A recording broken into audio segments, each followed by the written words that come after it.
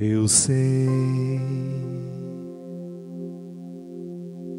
que é difícil esperar, mas Deus tem um tempo para agir e para curar. Só é preciso confiar.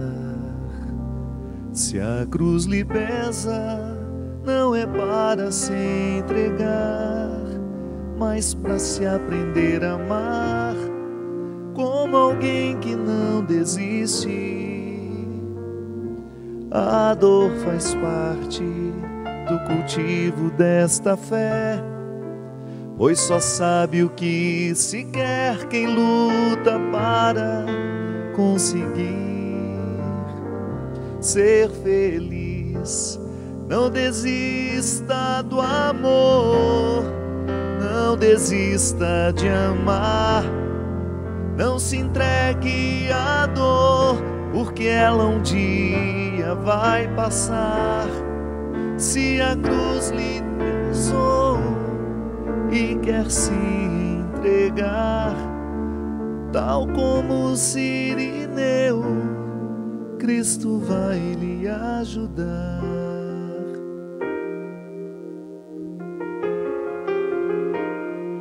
Eu sei que é difícil esperar, mas Deus tem um tempo para agir e para curar.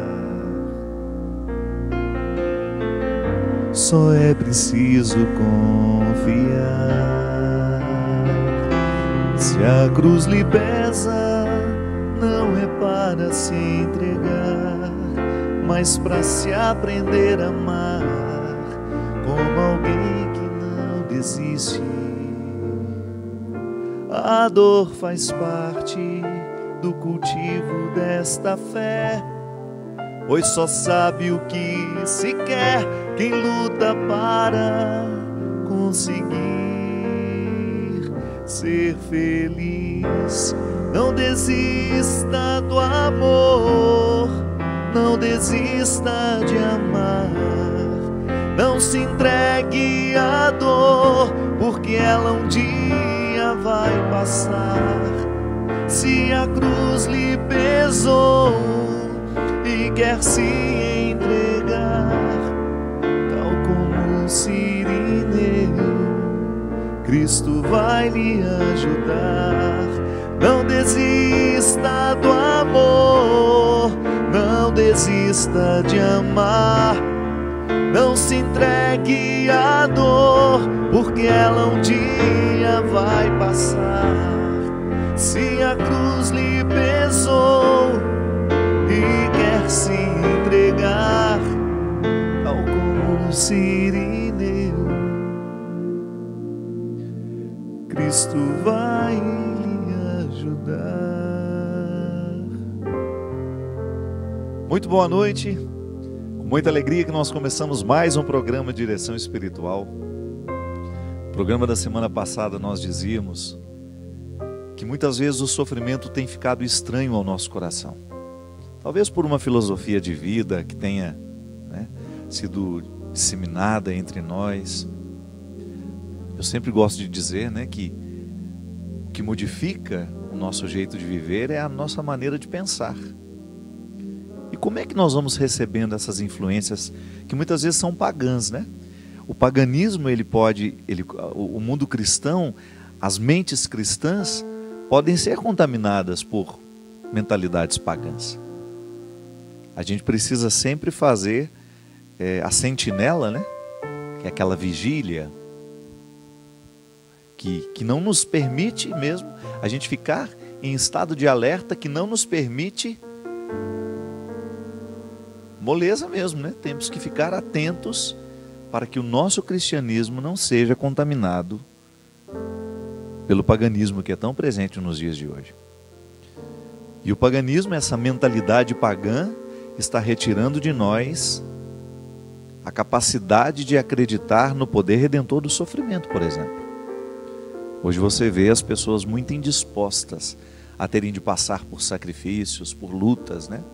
Porque a gente tem sido semeado por essa mentalidade, a felicidade como uma mágica, ou até mesmo a oposição da felicidade com o sofrimento, né? Como se o sofrimento fosse uma oposição à felicidade, quando na verdade o sofrimento tem toda uma dimensão terapêutica que, quando bem vivida, quando bem vivido ele é capaz de provocar grandes transformações para que a gente nunca mais, para que a gente avance tanto, para que a gente nunca mais se reconheça naquele primeiro momento quando o sofrimento nos alcançou. Tamanho é o poder transformador que o sofrimento tem. Fico pensando, né, nas dificuldades que cada um de nós passamos. Quanto sofrimento você já enfrentou? Quantas coisas foram difíceis para você?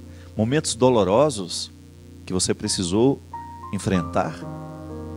E porque enfrentou bem, porque extraiu aquela dimensão pedagógica do sofrimento, hoje você tem uma grandeza na sua alma, na sua maneira de pensar, na sua maneira de olhar para o outro, que você deve àquele tempo de sofrimento. A gente vira outro depois do sofrimento, bem vivido, bem experimentado. E essa música nos encoraja à coragem mesmo, né? Encorajar a coragem é repetitivo, mas é bom. É uma repetição boa.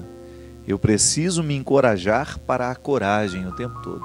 Eu preciso criar dentro de mim disposição para receber a vida e dar conta de tudo aquilo que faz parte. Claro que eu tenho o direito de chorar, eu tenho o direito de sentar, de pedir socorro, eu tenho o direito de estar ao lado de pessoas que me ajudam a viver aquele momento, mas eu não tenho o direito de entregar os pontos. Enquanto a gente viver, essa vida pode ser boa, mesmo a gente tendo sofrimento. Não é bom pensar assim? Essa é a dimensão positiva do sofrimento dentro do cristianismo. O sofrimento é um processo reparador, ele nos transforma. A Sagrada Escritura fala muito disso, salmos, né? Tantos salmos nos ensinam a sofrer, né? Tantos salmos são um alento para nós no momento em que a vida está sendo difícil. O Senhor é meu pastor e nada me faltará, ainda que eu passe pelo vale das sombras, ainda que eu passe pelo lugar onde é impossível passar com os braços abertos, por exemplo, tamanha estreiteza, eu quero ir, e o Senhor está comigo, o Senhor me fortalece. Essa música, talvez você ainda não saiba, mas ela foi composta por um grande amigo, foi a última composição dele na vida, e foi extraída de um momento de muito sofrimento, de muita dor. Experimentou um câncer que o matou em 1 ano. E a gente que estava ao lado, a família, os amigos, nós que vimos o sofrimento de perto, daquele menino, daquele rapaz, a gente sabe como aquele sofrimento o transformou. Não que ele não fosse uma pessoa boa, ele já era uma pessoa maravilhosa. Ele já era uma pessoa de um coração imenso, de uma bondade, de uma generosidade.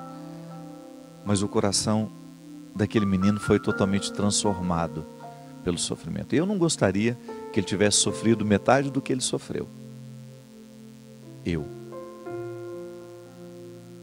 Mas a medicina não foi capaz de aliviar o sofrimento dele como a gente gostaria que aliviasse.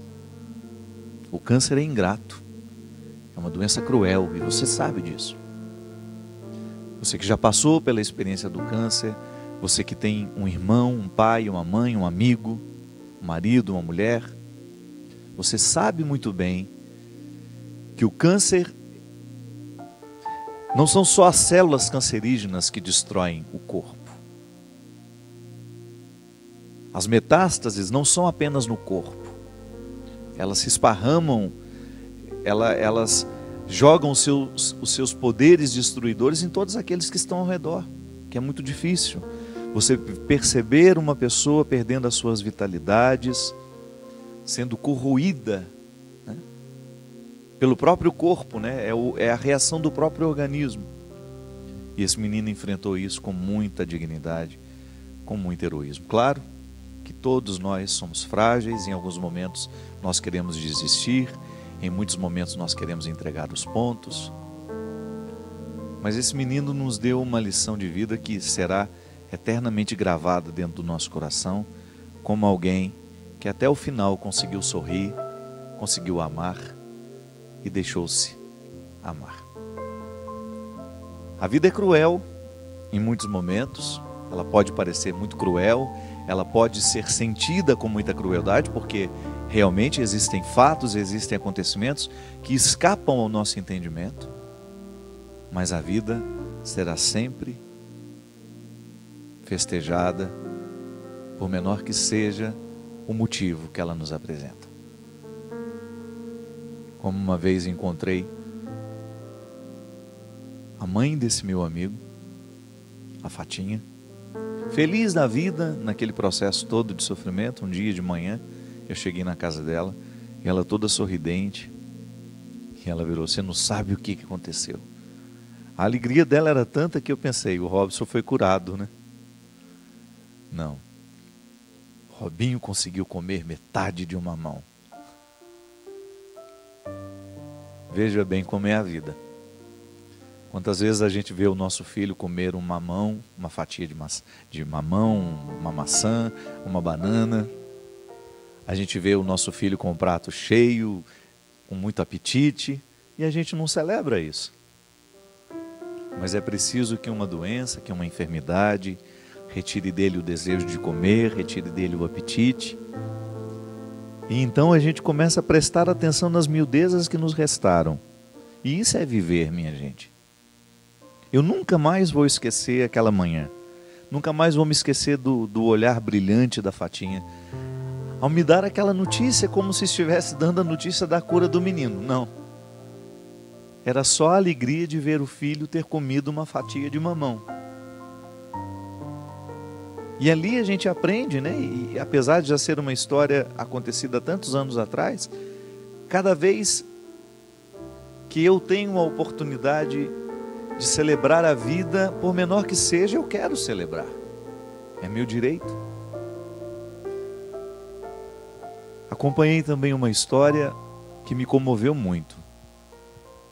Assistindo a um Globo Repórter, não me recordo mais assim a situação. Eu sei que a criança teria apenas 1 mês de vida. E aquela família, diante daquela tragédia toda, né? Claro, você tem um filho que está cheio de saúde e de repente você sabe que aquele menino vai morrer num prazo de 1 mês. E ali naquela desolação do pai e da mãe, o filho nem foi para o hospital, eles preferiram que ele ficasse em casa para poder viver aquele último mês dentro do conforto da família, né? A avó, numa tentativa de resgatar o significado daquele último mês, tomou uma decisão. Então tá bom, só teremos 1 mês para estar com ele, pois todos os dias teremos uma festa de aniversário. E assim aquela senhora quis ocupar os últimos dias da vida daquele neto. Pode parecer macabro, né? Mas para aquela mulher, para o coração daquela mulher, e funcionou com os pais, ela transformou o último mês de vida daquele menino numa comemoração. Não permitiremos que o sofrimento nos faça sofrer mais do que devemos. E comemoraram, durante os dias que restaram, o aniversário do menino. Acompanhei também uma vez uma história de uma moça, através de uma carta que me escreveu, também diante de um diagnóstico do pai, que o pai tinha, os médicos tinham dado mais de 6 meses, não tinha dado mais de 6 meses de vida para ele, e essa moça me escreveu uma carta, que ela ficou tão abalada com a notícia da doença do pai, que ela ficou deprimida, e que ela já estava há 2 meses trancada dentro do quarto. E aí, eu não tinha o que dizer para ela, sobre a doença do pai. Eu não tinha como alterar a saúde do pai dela, eu não tinha como modificar o quadro que o pai estava vivendo e experimentando. O que eu podia modificar? Na atitude dela. E foi o que eu perguntei para ela. Minha filha, você sabe que seu pai não tem mais de 6 meses de vida. E você escolhe passar 2 meses deste tempo trancada na sua depressão, trancada na sua tristeza. Deixa para sofrer isso depois. Deixa para sofrer depois que seu pai for. Esse é o momento de você estar ao lado dele, desfrutando cada momento que você puder. E ainda que o seu sofrimento seja vivido, experimentado ao lado dele.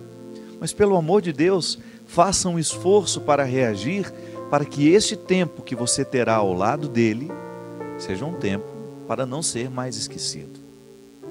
Que, minha gente, a doença, nós não temos como fugir dela. Eu não tenho como impedir o envelhecimento do meu corpo, o envelhecimento das pessoas que estão ao meu lado. Eu não tenho como impedir o desenvolvimento de doenças. Eu tenho como me cuidar, não é? E é uma forma bonita que a gente tem. Eu sempre digo isso aqui. A responsabilidade com a nossa saúde é uma maneira que a gente tem de responder a Deus pelo dom que Ele nos deu. Deus me deu a vida, então eu agora sou o administrador dela. Eu vou fazer de tudo para viver de maneira saudável, para que meu organismo tenha mais condições de vida. A gente sabe que as doenças, claro, se elas não são genéticas, e acidentalmente nós podemos desenvolver, do nada vem uma doença assim, mas a gente sabe que muitas doenças nós é que provocamos com o nosso jeito de viver. O fumante sabe muito bem dos riscos que ele se expõe e que expõe as pessoas que estão ao lado dele. O alcoólatra sabe os malefícios do álcool.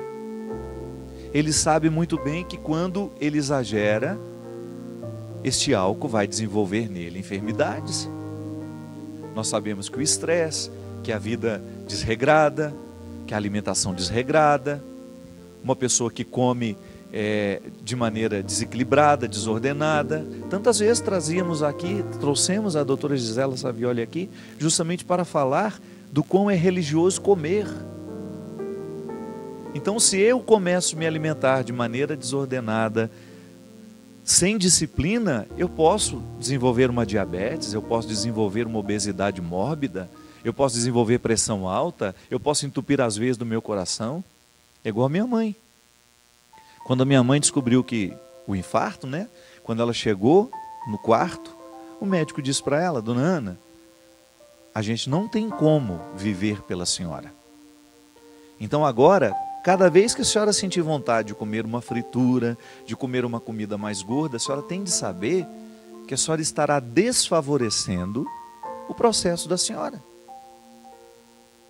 Esse entupimento das veias aí foi provocado por um jeito de viver também.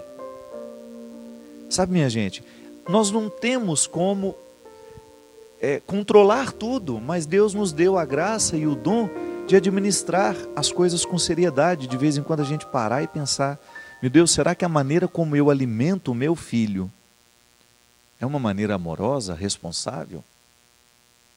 Será que a comida que eu faço dentro da minha casa para que os meus filhos comam, ou a comida que eu peço para que seja feita, porque pode ser que não seja você, a qualidade do alimento, a maneira como nós preparamos o nosso alimento, será que esse preparo está comprometido com a nossa saúde? Será que nós dosamos o sal direitinho, para que a gente não morra de pressão alta antes da hora, né? A gente sabe os malefícios do sal, do excesso de sal nas comidas, nos alimentos. Será que o excesso de frituras, né? A gente vai lá, frita aquele monte de batata e tudo que a gente faz é frito. E a gente deixa os nossos filhos comerem. E a gente vicia os nossos filhos nos nossos refrigerantes, né? Coisa terrível. Desde muito cedo, aprendendo a tomar esses líquidos que vêm engarrafados, que só Deus sabe de onde vem, quem fez e como fez aquilo. Tudo bem, tomar um refrigerante de vez em quando, mas isso ser o hábito da família, isso ser de segunda a segunda, e você ver o seu filho fazer isso todos os dias, e você não ter coragem de interferir naquele hábito nocivo. Gente, o nosso amor ao outro passa pelo cuidado, pelos mínimos cuidados, sabe, aquele cuidado de você identificar como o outro se alimenta. Tantos idosos dentro das nossas casas, comendo a mesmíssima comida com aquele excesso de tempero que o rapaz de 18 anos. O programa da semana passada repercutiu muito e positivamente, quando nós falávamos do quão é difícil ser velho nos dias de hoje. Eu não falo idoso nem terceira idade, que eu acho uma bobagem, é velho mesmo. Nós precisamos retomar o valor da palavra ser velho. Ser velho não significa estar descartado. Que bobageira é isso, de ficar falando, eu agora estou na terceira idade, eu não sou velho não, eu sou idoso a partir de hoje. Não, é velho. Todos nós ficamos velhos. E ser velho não é problema, pelo amor de Deus, que sociedade é essa que colocou esse peso na palavra velho? Não é nenhum problema. Agora, o velho não é sinônimo de descartado. O velho não é sinônimo de inútil. Nós precisamos aprender com os japoneses, que têm um profundo respeito pelos velhos. Então, dentro de casa, o nosso idoso, ele não tem um tratamento como merece, como precisa, como carece. Minha gente, a saúde, ela perpassa todas as dimensões da nossa vida. E às vezes a gente precisa ter alguém doente dentro de casa, para ficar todo mundo alertado de que nós estamos comendo do jeito errado, nós estamos dormindo pouco, nós estamos dormindo menos do que deveríamos, nós estamos descansando menos do que deveríamos descansar. O nosso tempo livre nós estamos ocupando com coisas desagradáveis. Nós nos sentamos à mesa e ao invés de fazer o nosso almoço, o nosso jantar ser um momento de descontração, de encontro com o outro, nós ligamos a televisão para ver o telejornal, com todas as suas tragédias, e a gente não consegue mais conversar, e a gente não consegue aliviar a nossa atenção, nem mesmo no momento que nós estamos sentados no nosso sofá. Até mesmo o tempo livre, nós ocupamos com situações que nos estressam. Eu não estou dizendo que a gente tem que ficar alienado, não. Eu só tenho que dizer que à medida que vai chegando o final do dia, nós temos de fazer uma purificação. Da mesma maneira como... Sabe o que o organismo faz quando você dorme? Vamos usar uma linguagem muito simples para a gente poder entender. As células boas varrem as células ruins. O sistema imunológico, ele vai expulsar do organismo tudo aquilo que é nocivo ao funcionamento dele. Não é bonitinho isso? Você colocar o seu corpo para dormir, sabendo que naquele momento a sua imunidade trabalhará ao seu favor, o seu organismo vai tentar se recompor, o seu organismo vai tentar se refazer de tudo o que o agrediu ao longo do dia. Então, a gente faz o esforço para que essa varredura, para que essa limpeza ocorra de verdade. Como? Eu não vou me entupir de tanto comer antes de dormir, porque eu quero ir dormir leve para que meu organismo tenha energia para fazer isso. Para que ele tenha condições de fazer toda essa reposição, de trabalhar ao meu favor. Então, se o meu corpo precisa disso, minha gente, a minha mente também. Sabe, de você jogar fora todos os pensamentos que não valem a pena, né? Tudo aquilo que ao longo do dia foi desagradável. Para isso a gente reza, para isso a gente tem de meditar, para isso a gente faz silêncio. Para que a mesma varredura que é feita no nosso organismo, jogando fora as células cancerígenas que nós produzimos ao longo do dia, os vírus que estão ali tentando crescer dentro de nós e nos adoecer, as bactérias, que o pensamento também passe pela mesma limpeza. E essa é a presença de Deus na nossa vida, para fazer com que cada vez mais nós estejamos puros. Eu gosto dessa expressão do Salmo: fazei o meu coração ser puro, dai-me um coração puro. O que é ter um coração puro? É ter uma cabeça que está repleta de coisas puras, boas. Não vou deitar levando as minhas mágoas, os meus ressentimentos. Meu Deus do céu, como a gente se agride nesses momentos, não é? Como a gente perde uma boa noite de sono porque a gente levou os lixos que julgaram sobre nós, as fofocas que fizeram sobre nós, os comentários maldosos que fizeram sobre nós, ou até mesmo ocupamos o momento do descanso da noite para ficar alimentando essa bobageira toda. Não. Coragem. Queira a saúde, queira a vida saudável, porque Deus presente no nosso coração nos motiva a isso. A gente fazer com que cada vez mais as nossas escolhas sejam pela vida. Eu quero viver, eu quero ter coragem, eu quero ter esperança, eu quero ter fé. E a minha decisão pela vida, pela coragem, pela fé, vai influenciar aqui dentro da nossa casa. Vai influenciar o jeito como nós estamos nos alimentando, o jeito como nós estamos vivendo, o jeito como nós estamos nos tratando. Porque isso é evangelho, minha gente. Isso é conversão. É a gente fazer a opção pela vida. Para isso nós frequentamos a missa, para isso nós vamos ao culto, para isso nós queremos a palavra de Deus, para isso nós rezamos. É para que a gente tenha um coração puro. É para que a gente tenha atitudes coerentes com a vida que Deus quer para cada um de nós. De nada vale eu proclamar que Jesus é vitorioso, que Jesus está ressuscitado, se eu não buscar a minha parcela de ressurreição a cada dia, a cada instante.